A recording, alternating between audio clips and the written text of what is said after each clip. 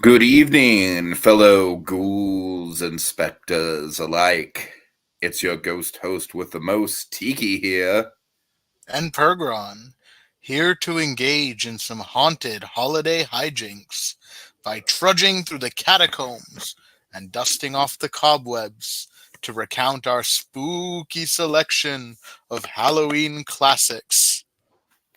So, light the jack-o'-lantern, suit up, and grab the candy dish as we revive and recount tonight's spooky season finale, the Blair Witch Project 25th Anniversary Retrospective Podcast. Time has no construct. Oh boy. You said 25th, and I'm like, did you really? You tricked me. We're doing the 2015 one, aren't we? You had me scared for a minute. I'm like, you told me we weren't. You told me we were doing the. It's okay, PerGron. If we don't acknowledge the 2015 Blair Witch Project, it can't hurt us. Yeah. It showed up first when I was searching for it on Peacock today. You know what? I legitimately think I unironically think Book of Shadows is a better Blair Witch movie than that movie. Which is really sad, but like at least Book of Shadows, it's not a good movie, but it's taken some swings with the narrative. You know what I mean? It's doing some meta stuff. Blair Witch 2015 is like, hey, remember the first movie? Let's do that again, but worse. And actually show the witch, and the witch is going to have a terrible design. Yeah. But no, we're not here to talk about that movie. We're here to talk about Blair Witch Project, the original 1999 classic. PerGron is Little Blue already pointed out. I actually did do a podcast with him earlier in the month. I actually think it was back in September. So go ahead and give your thoughts on it, because I've already kind of exhausted a lot of my thoughts on this movie. I'm not really sure what more I have to add. Okay. Yeah, this is the perfect one for me to come on because I have a really fucking hot take. Oh no. I think it's a good movie. I don't think it's a great movie. Okay, this is going to be a lively discussion. Yeah. I think the big thing is I was born in 99, so I did not grow up with this movie. The first time I saw this movie was, I mean, probably a decade ago. So I was 15, and it was not as enthralling. Like, I had heard so much about it. It was built up, and I think just the hype of it. And then I don't know, it just got me, and I'm like, I was a little bored watching this movie the first time. How dare you? And I rewatched it today, and I like it more than I did. I certainly appreciate it more than I did at 15. Okay, that's Um, good. yeah. And I appreciate what they're doing for it.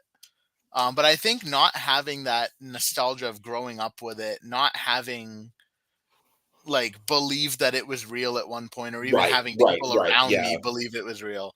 I think for me, it just kind of fit into the tier of good found footage movies, which is a category I'm not really in love with. As a whole, but I think it's a good movie, and I'm happy to, like, I'm excited to get into this and have those different perspectives. But yeah, that's kind of where I stand on it. I came into it just too late for like the hype, and I think the hype got it a little bit. So this is one of my favorite horror movies of all time. Just straight up, I'm not even going to beat around the bush about it.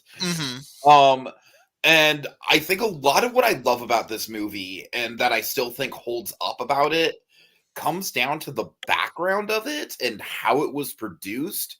And I think that's where a lot of the scares still kind of come into play for me. So I definitely want to start with the actual production of the movie before we kind of break down some of the plot stuff. But for me personally, I've always viewed this movie as less of like a supernatural movie and more of like a pressure cooker about what happens when you have three conflicting big personalities who get lost in the woods, and it's like clearly one person's fault, and how did they navigate that? Like, it's, to me, this movie is basically like a social horror movie. Does that make sense? Yeah, no, absolutely.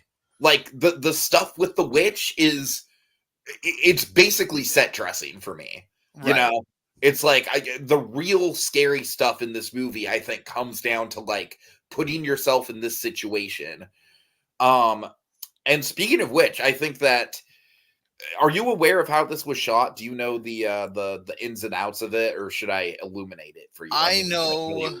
I'm gonna tell you anyways, but Yeah, no, I know about as much as Chris Stuckman and Doug Walker told me 15, 20 years oh, you poor ago. soul. Oh Yeah, my no, god. I know very little about how it was made.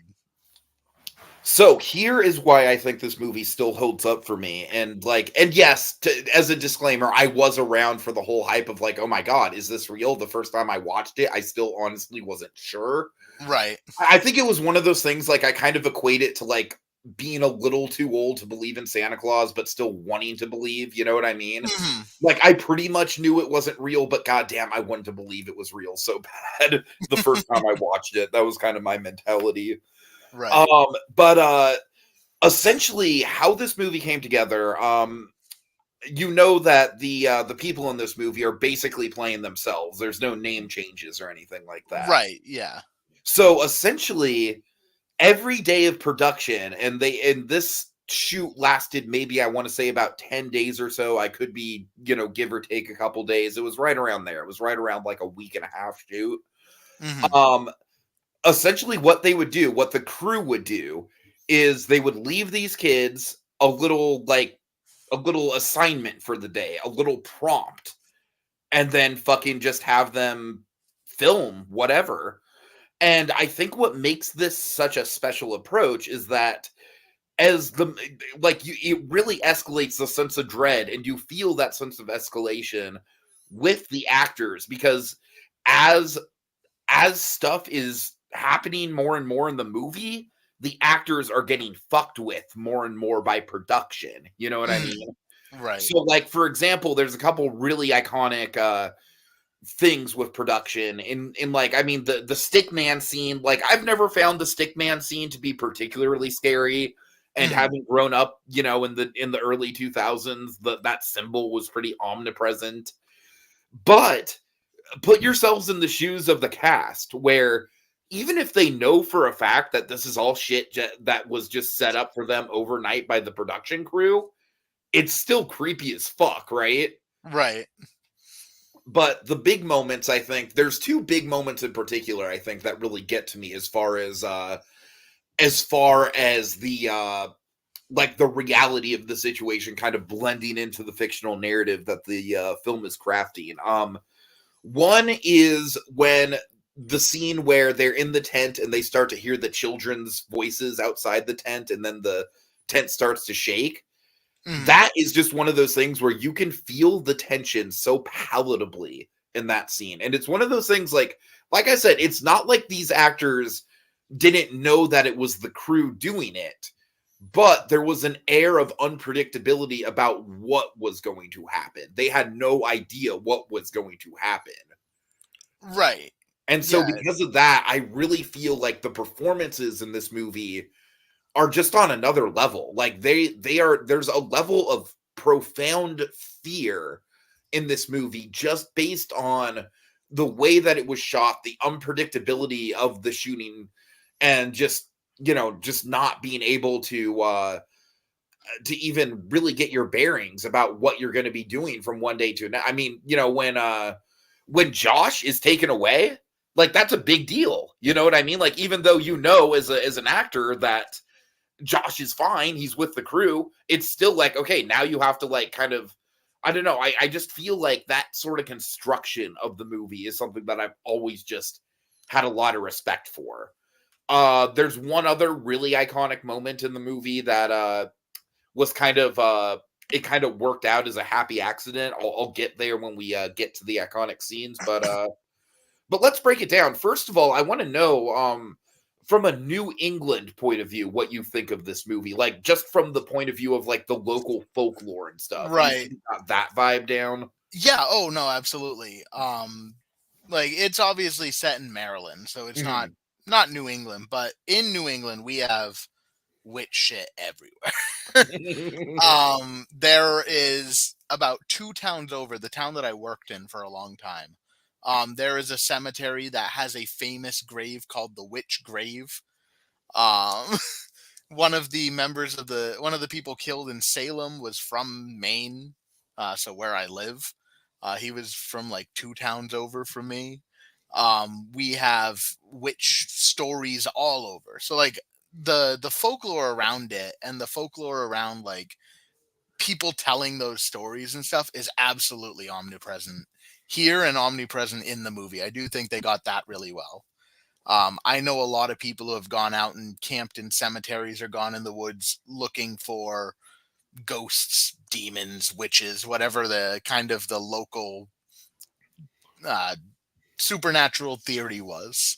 Hmm. So I do like it from that angle, absolutely. And I will say, I feel like one of the big things that sets this movie apart from most, if not all, other found footage movies, besides just the production of it all, which I mean, I still think is just insane how they went about it. And it's one of those things where, just from a liability point of view, I don't think you can make a movie like this anymore. I just, there'd just be too many variables to it. Right. But I think the big thing is that this movie is framed as a documentary. And I think having that initial setup where the movie starts and you get some of the fly on the wall behind the scenes stuff, introducing the characters and the crew and everything. But the fact that we're actually getting to see essentially what is a student documentary about this town and about this legend, I really think that adds such an air of authenticity into this film, and I feel like it's something that kind of gets slept on. To me personally, it just builds that sense of dread. It just makes the world real every time I watch this movie. Just the locals, the fishermen. I can't get enough of the fishermen. Every time I mean, they are just like the most authentic, like local hick yokel people that I've ever seen in a movie, and they're great. And I think they add so much to it. Yeah, there were a lot of people in it that I'm like, hey, I know that guy. Not that guy specifically, but I know that guy. Right. Yeah.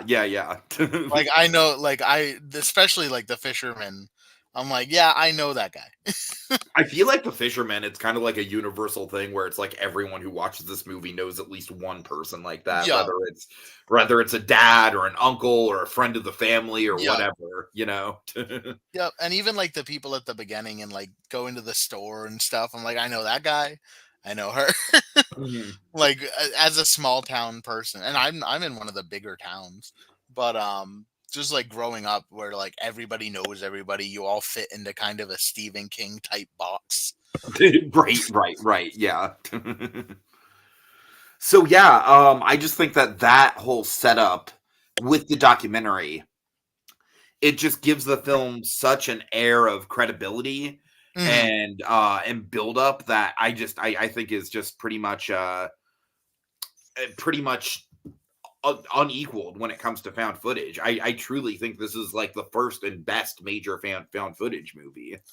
Yeah, I mean, Because it's like another movie, like let's say like a Paranormal Activity or something. That movie, you're watching a jackass dick around with a camera for 30 minutes before right, anything interesting happens. You know what I right. mean? Yeah, You're I mean, watching like relationship drama. right. Yeah, I mean, the only one I can think of, and it's become popular now. It definitely was not a popular movie back when it came out, but and I've never seen it. I will never watch it. But it's Cannibal Holocaust. Oh That's well, kind yeah, that's the predecessor. Yeah, right. and I That's know kind why you will never watch it. yeah, no, I will never watch it because of the Have you ever N. seen Creep though? I haven't seen Creep. Creep is the one found footage movie where I truly feel like that it's not really the same type of movie as Blair Witch, but I feel like it's one of the only other found because that's also about a guy who's literally hired to make a documentary. So the Hmm. whole thing is that like he's rolling the camera because he's specifically being paid to roll the camera, right? Right. Like, and I think little setups like that just go a long way with found footage. Hmm. I would highly recommend Creep. Hmm. Yeah, it's just one of the like found footage. I think is the most interesting in a Cannibal Holocaust, Blair Witch type, like when people don't know if it's real or not. But it's definitely not something you could do in today's day and age. Like obviously people are still making found footage movies, but to the level that those movies are, that they convinced the public people died, and like I think I don't the tip off for these people being okay, I'm pretty sure, is when they showed up to the MTV Movie Awards in right 2000. Like, yeah no oh, I guess Josh and Heather and Mike made it out all right. right yeah, I think it's definitely like an interesting way to make a movie. Um, and I think to like really trick the public into believing it's real is fascinating. Mhm. And I'll give the movie its flowers for all of that stuff. Absolutely. For sure, for sure. And then we get into like I like how once we get into the woods, it's a slow burn to actually get into supernatural stuff. I love the stopover at the cemetery, and that's like the last bit of documentary stuff we get. Hmm. But okay, tell me though, that stuff with the behind the scenes footage in particular when they're about to shoot the the whole like, oh, let's bleed on the slab, that kind of stuff. Like Hmm. it's one of those things where it's like and we'll get into the characters. That's where I kind of want to go next. But like you said about the locals in this movie, I feel like the three main characters in this movie are also just universally like, especially if you've been involved in the arts, especially film, but pretty much any sort of arts, these goddamn people. Right. Okay, Little Blue says it's amazing that years later the people that were interviewed still live there. They're happily appeared in some YouTube videos on filming locations, etc. That is true. Apparently the little girl who puts her mouth over the mother's mouth when she's trying to tell the scary story, apparently she's married now. Jeez. Which again, time has no construct. Right. Time is an illusion. All right, yeah, so let's break down the characters before we start kind of going piece by piece through some of the set pieces. What do you have to? There's only three of them, obviously. So what do you have to say about them? I mean, again, might be a hot take. None of them really stand out to me as like characters. Like I like their reactions and stuff, but thinking back on it, I remember moments, I remember reactions. I Okay. don't remember much about like the character, and I watched it like 3 hours ago. Oh Jesus! Like I It don't might remember. be one of those things where because I have been in film school and shit, like Hmm. it might stick out to me a little bit more. Right. Like so for me, I think Heather is a very dynamic character because I think that she kind of carries the group, but most of what happens in the movie is also her fault, even though she's kind of put herself into this de facto leader position, and that Hmm. just kind of adds a lot of tension to everything. Um, and then I also like the dynamic between the two guys where Josh is basically like trying to be the adult in the room. He's the guy who's concerned with getting all the film equipment back in so he doesn't have to pay the late fee and getting back to work, after the weekend and stuff like that. So Right. he's kind of like trying to be the level-headed one, but by being the level-headed one and being realistic about the situation, I feel like he kind of almost devolves quicker than the other two just because I feel like the weight of the situation gets to him. And then Right. Mike doesn't have much of a character, but Mike has big moments though. Like he throws the map, which is a big, like whether or not that's a character choice. I think it's a character choice. I think it kind of just goes to show that he's not really on the same level as the other two. I don't Hmm. know. Maybe I'm looking too into No, I mean, I think I'm just not looking into it enough. it. I mean, I do think that there's a lot of kind of push and pull within the power structure of the group, specifically between Josh and Heather, with Mike kind of constantly being like kind of like the runt of the group in a way. Like Hmm. even when they pick up Mike, it's like, oh, there he is. There's little Mikey. Right. So, all right. PerGron, I'm not gonna lie, I'm kind of having trouble finding stuff to talk about here. do you want to maybe take the lead on some of the stuff you'd want to address with this movie? Um, yeah, it really it's just kind of the big moments are what stick out to me. Um, like again, this movie, I think really the most interesting the thing to me is how popular this movie got and how popular this movie remains. And Hmm. it's just something I can't really wrap my head around because I didn't live through it. So like I watched this movie, I gave it like a 3 out of 5. Oh man. Like it's like I just watching it and like talking to people about it, people even my age that adore this movie. Um and like we can talk about like the big moments, but I feel like anyone watching this has seen the big moments. I'm sure you've talked about the big moments over and over. So I'm kind of more interested in hearing why you love it so much. Not like to slight you at all. Like you're in the majority. I'm trying to grasp what about this movie is so special that I'm missing. It's kind of Yeah, the I mean, for me, I feel like a lot of it just kind of comes down to like I said, just the authentic quality to it. The fact that it is Mhm. such a slow build, the fact that there is supernatural stuff, but it doesn't really matter to the plot all that much. What matters to the plot is that these people are slowly losing their facilities and they're losing their grip on reality and they're kind of turning on each other. That to me is what's scary about the Blair Witch Project. The least scary thing about the Blair Witch Project is the Blair Witch. Right. I don't know, man. I mean, I just think this movie just kind of like it marinates itself in that kind of local culture, Mhm. and I can't explain it other than just like you just feel it. You know, you just feel the sense of fear. You feel that kind of palatable sense of tension in the performances. I mean, that sense of tension is just not something that you're going to get from a canned performance on a controlled set. You know what I mean? Mhm.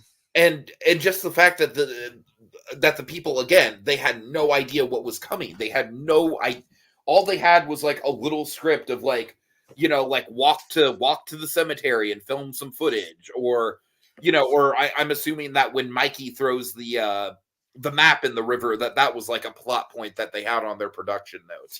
Right. Like that's it. Like that's all they really had to go on. The scary shit was like that was all just totally like on the fly. They had no idea what was coming. Mhm.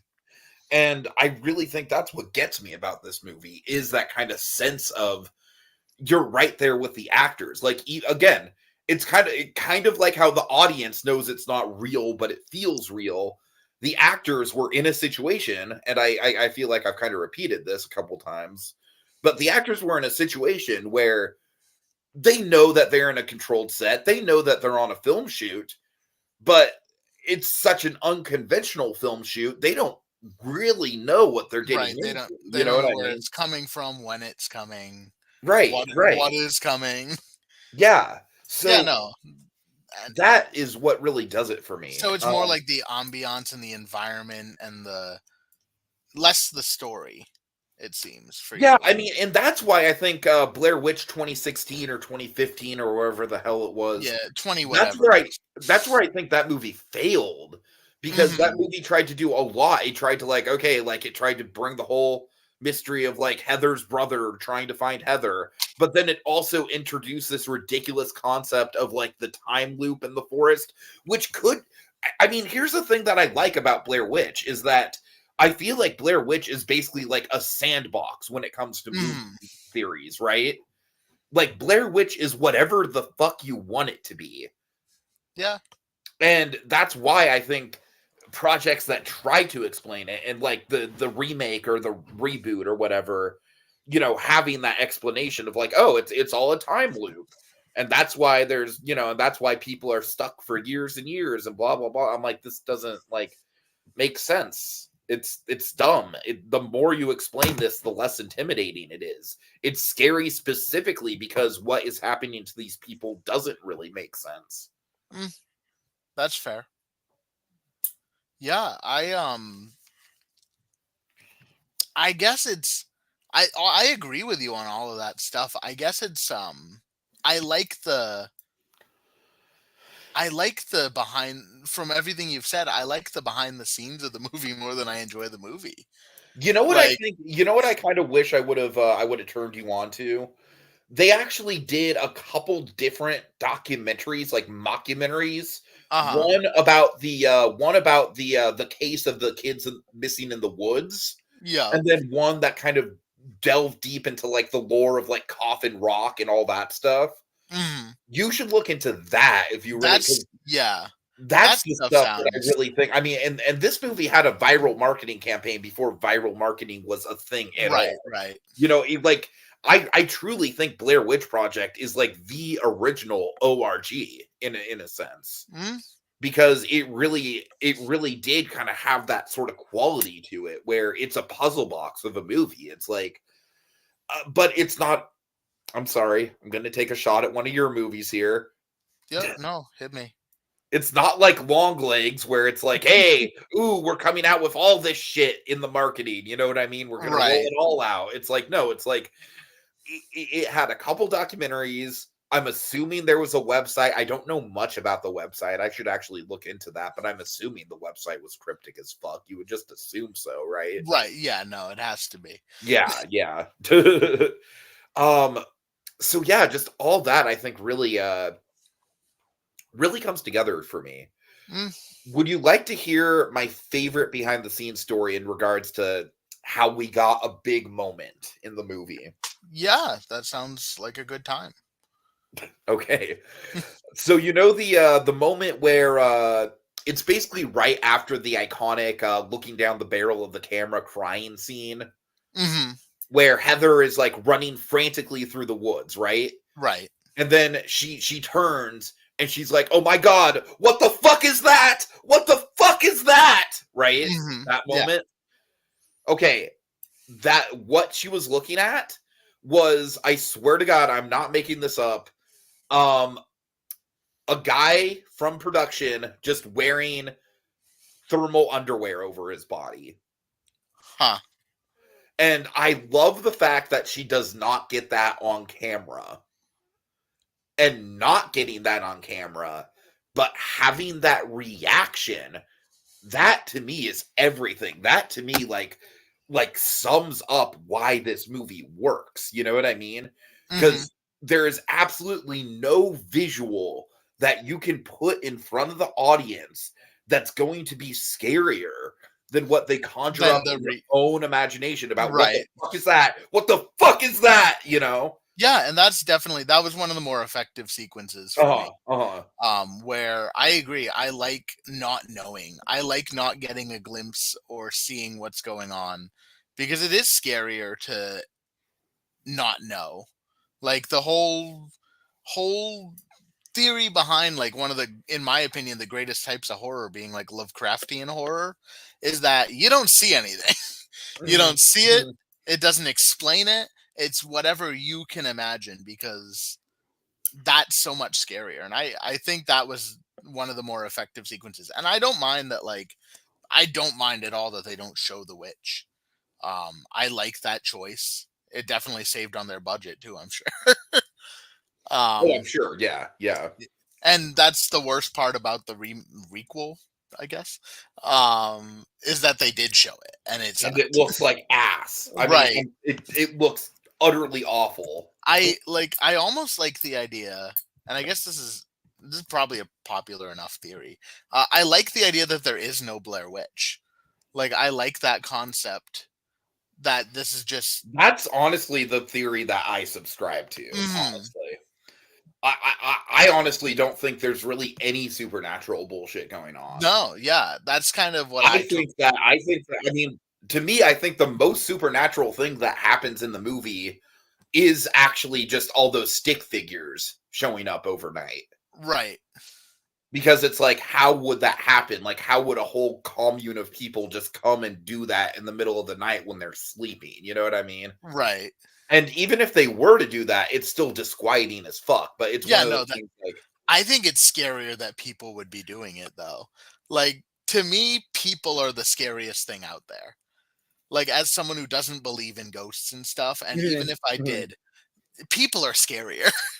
Like That is I one of the reasons I think you'd really enjoy Creep, is that Creep, there's mm, no supernatural bullshit. It is all okay, about how much of a weirdo this guy is. okay, Yeah, yeah, I oh, because like I would love to get your opinions on it, yeah, honestly. I'll definitely check it out. I might have to watch that tomorrow. Yeah, Good old like thing. I love supernatural horror. Don't get me wrong. Like supernatural horror is great. I Some feel like for found footage specifically, though, I feel like if you can get into the reality of a situation, mhm, it's even more effective. right. Yeah, like it can be a little supernatural. Like I wouldn't mind a movie getting a little supernatural, and it's Mhm. the hints are there that like if you want to take it that way, it means there's a witch, and if you don't, it means there's not. I think it's less likely that there's a witch, and it's more likely that there's a couple of fucking, like, drugged out crazy hippies stalking these kids. Yeah. You know what I mean? And that's so much scarier. Oh, yeah. Oh, yeah. Like Absolutely. I always say, like I live in the woods. I'm in the middle of nowhere. And the scariest thing to me is not a ghost. It's not a witch. It's a person showing up on my damn doorstep. That is so much Right. scarier to me. Like I would rather wake up middle of the night having to pee, go to the bathroom, and all of a sudden see a floating orb down the hallway coming towards me than I would a dude peeking through my window. Oh, totally. I totally Like agree, no that doubt, is so yeah. much I scarier. mean, So I I don't live in the middle of the woods, but I still very much feel that. mhm. Like the idea of trick or treaters showing up to the Ooh, ooh, yeah, yeah. because it would be like one or two. I go to my parents and trick or treat there, Oh, or hand out candy there. I yeah, don't trick yeah, or yeah. treat. I don't want Your I don't want parents take you out. yeah, I don't want Dragon reading this and being like, "Oh, he trick or treat."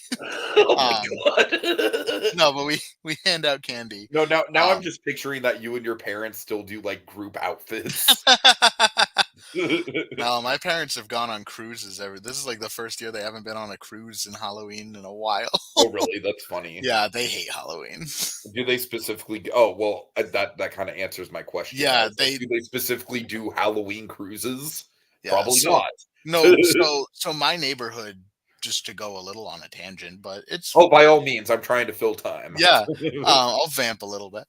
But my neighborhood is or their neighborhood is super super popular.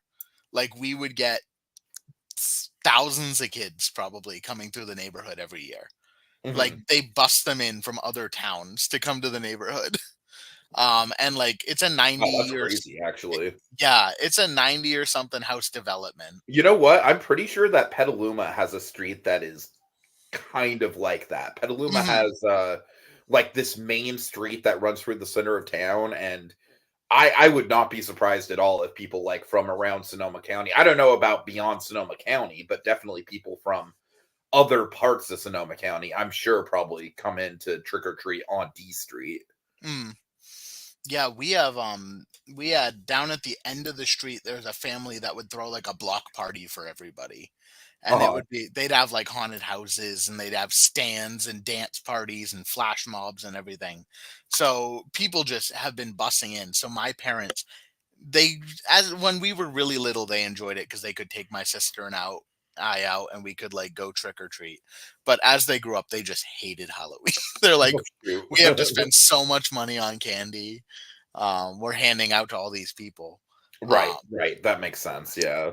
but yeah, so they don't do Halloween anymore. My mom always says, I hate Halloween. It's the worst holiday. My dad's like, I could take it or leave it. I love Halloween.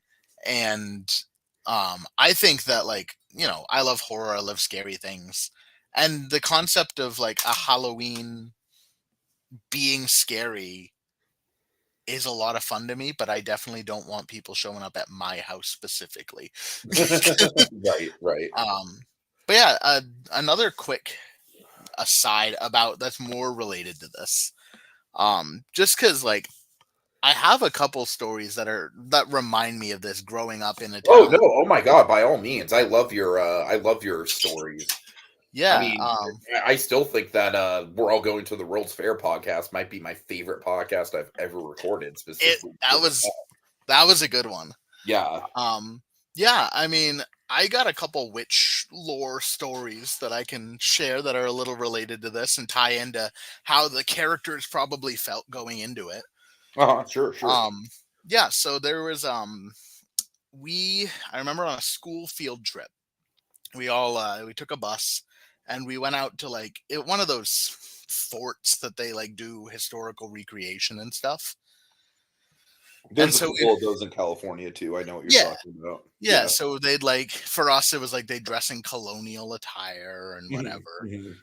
And there was one that was right outside of Salem in Danvers, Massachusetts, which is where like the Salem witch trials actually occurred. Um, they were like closer to that, or it might have been the other way around. It might have been that was Salem, and then the Salem we know is Salem Village. But either way, like a little fort, and so they did a little Salem witch trial stuff, and they would talk about it.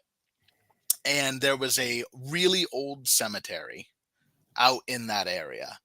And I remember our teacher being like, "You guys have lunch. You can go and like enjoy your lunch, go hang out." And so my friends and I went over to the cemetery because we wanted to find the graves for the witches. Oh, That was okay, that okay. was what we wanted to do. We were like, we want to go find the witch graves. And a really cool thing, I mean, not cool, it's a tragedy and a travesty and a horrible thing that happened Yes. in history. But to us, the really cool thing is around here, at least, a lot of the quote unquote witch graves are very specifically set that it's a witch grave. Oh, A lot, really? yeah. So they have there were customs back in the day where you couldn't bury a witch like a normal person because they could come back, was kind of the belief. Really? Huh. Yeah, so a lot of them have like granite slabs on top of the like burial mound and stuff. And some others do, especially in rural areas, to keep pigs from digging up bodies. So, like, it's not all of them, but there's like ones that would have iron bars over the cages, like iron cages over the gravesite. And so when we were over there, one of the historical reenactors must have been like on a smoke break or something. And he happened to be over in the grave sites. And so I remember him seeing this group of like 5 kids standing around a grave eating a turkey sandwich and going, "Do you guys want to know about her?" Oh, okay, And okay. that was the coolest and scariest thing a strange man ever could have said. I think we were like 13 at the time. Ooh, that is very ominous, yeah. Yeah, like he emerged from the shadows too. Like it was like Kinda it like a was Judd Crandall kind of yeah, situation. like it Yeah, was yeah. a so I'll set the scene a little bit. It's like old 16, 17, maybe early 1800 gravestones. I believe most of them were pre-Revolutionary War though. Mhm. And like iron bar fencing around it. And then the back of it is just trees. And we were at a grave with a mound over it, like iron bar cage over it, that said the name of the woman and then also accused of witchcraft. And this man emerges from the tree line. We did not know he was standing there. Walks over to us, like puts out a cigarette on his boot. I'll never forget it. It was like a Stephen King movie. And just goes, "You guys want to know about her?" And some of us were like, "Yeah," and then a couple of us were like, "No." But I remember the guy, he sat on, probably very disrespectful, he sat on another gravestone next to it. Mhm. And he told us, he goes, "This was a woman," and I don't remember her name, Sarah something. Most of them were Sarah. And he goes, "This was a woman back in the early 1700s. She was accused of witchcraft because her husband died, her child died, her neighbor's child died, and then her neighbor's wife died, and she married the husband." Oh, Jesus.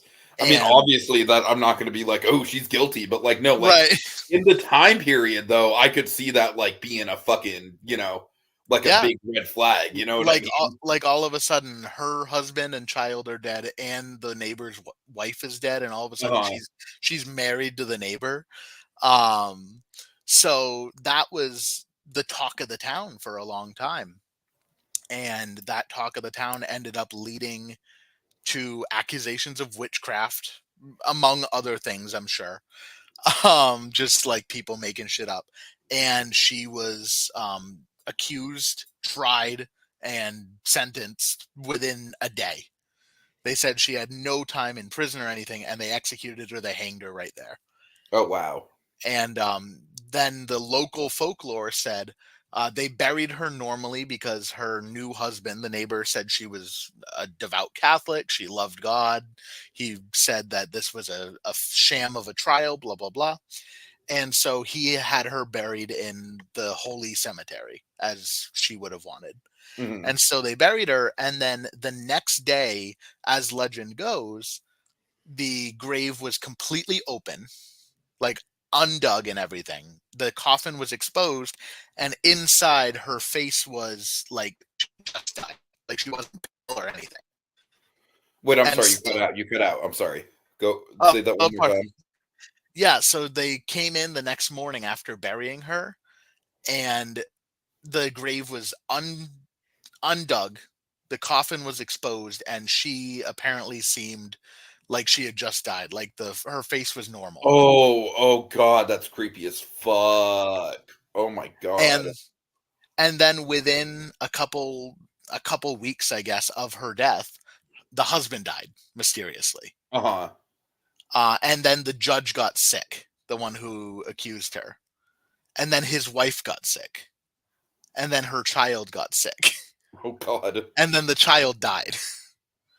And so the town and the judge, who I guess healed, so I guess the witch's vengeance didn't get him, but had iron bars put over her grave. They reburied it. They put iron bars. They blessed the whole site around it.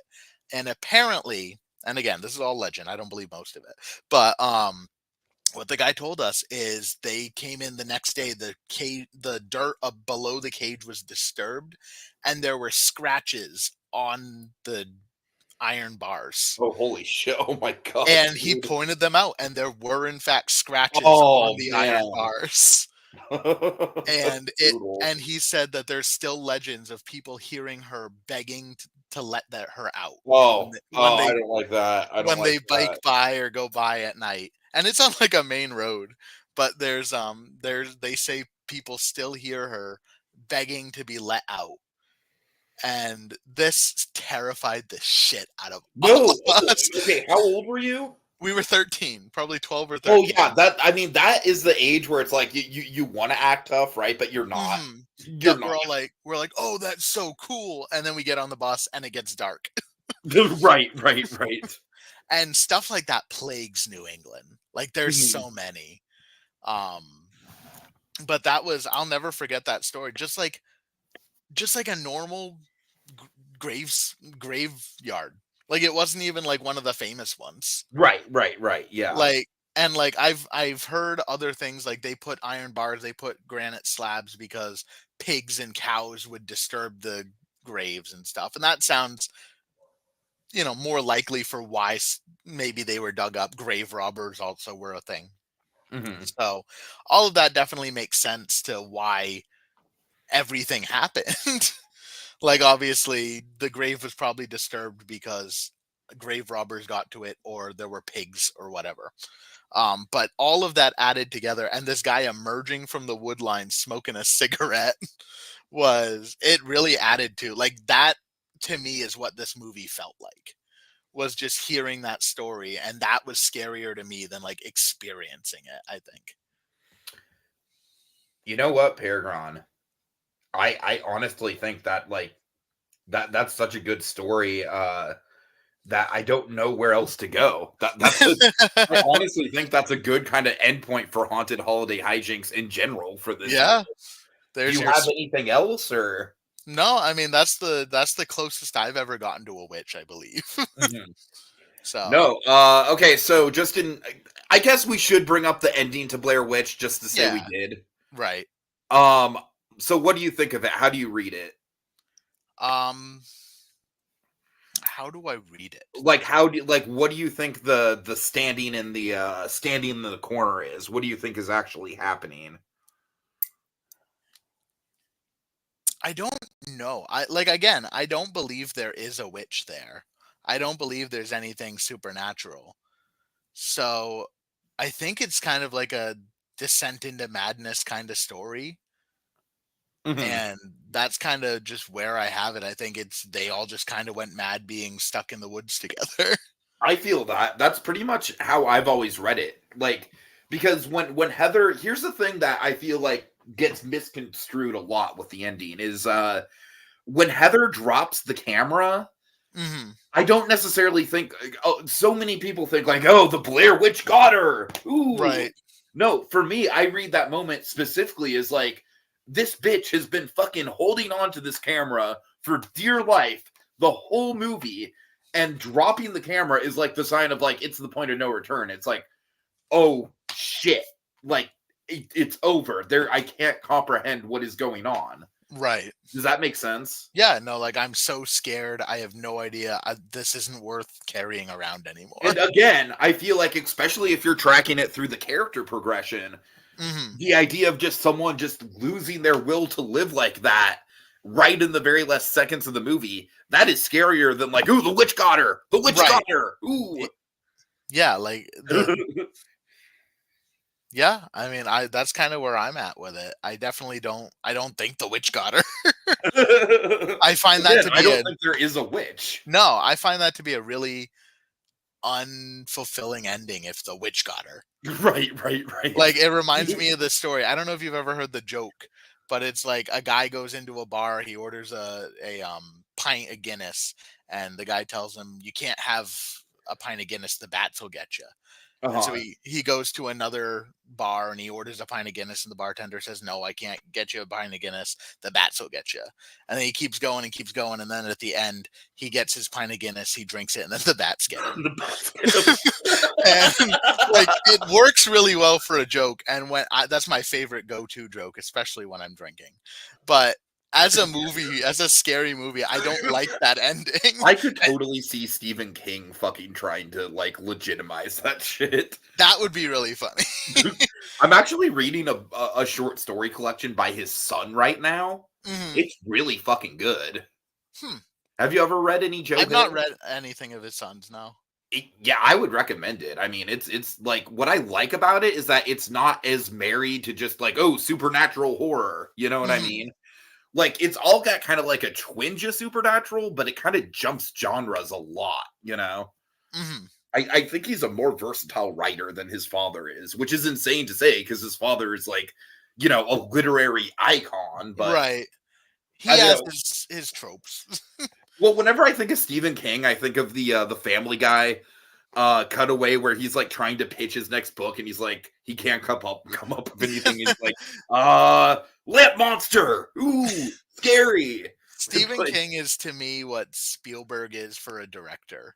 Phenomenal, have some of the greatest stories of all time, have their tropes, and they kind of can't escape them in the modern age. yeah, yeah. That honestly, that's why The Fablemans I think is by far my favorite Spielberg movie Hmm. that's come out like at least since like I don't know War of the Worlds maybe. Right, Is because it's very much a deconstruction of the Spielberg tropes. right.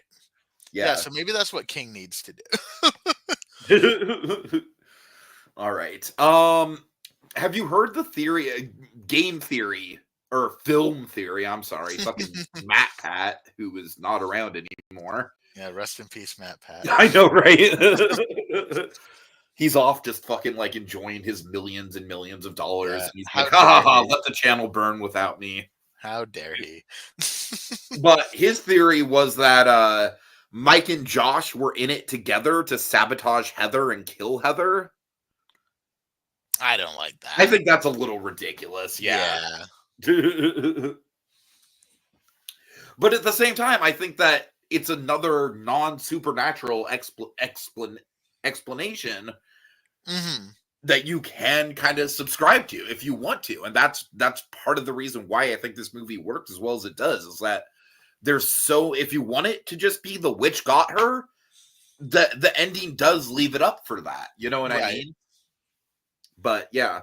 Yeah, no, there's enough interpretations. I think in the course of this podcast, I enjoyed the movie more than I did watching it. Okay, okay. I mean, that's pretty much been my goal, right? Yeah, it's one of those that I appreciate it. Mhm. I appreciate what it did, and I appreciate all of that goes behind it. It's just not one that I need to watch constantly. All right, and then Eli poses a question. You probably don't because you didn't really grow up in the era, but are you familiar with any of the Blair Witch parodies? I mean, nothing specifically. I think the most famous one is the Scooby Doo Project. Mm, Not familiar I with don't think that. I've seen it. I've You heard know them. of it. Yeah. Yeah, yeah, yeah. That's fine. That's fine. Eli showed me one that was like a Muppet Witch project, and it's pretty wild, honestly. The funniest thing about it, though, is that they have two fishermen guys that are like exactly like the guys from the movie. Like it's spot on. Again, we all know those guys. Yeah, right, right. Are the like is it Muppets going out to search for a witch, or is the witch the Muppet? Fozzie is the witch. Okay, because that sounds way funnier to have like the witch be just like a Muppet. No, it's literally just Fozzie, and they're terrified of his bad jokes. That sounds about right. All right. Well, I think that's about it, PerGron. Thank you for coming on, even though this isn't really your type of movie. Yeah, no, I'm happy to come on and share my thoughts and stories.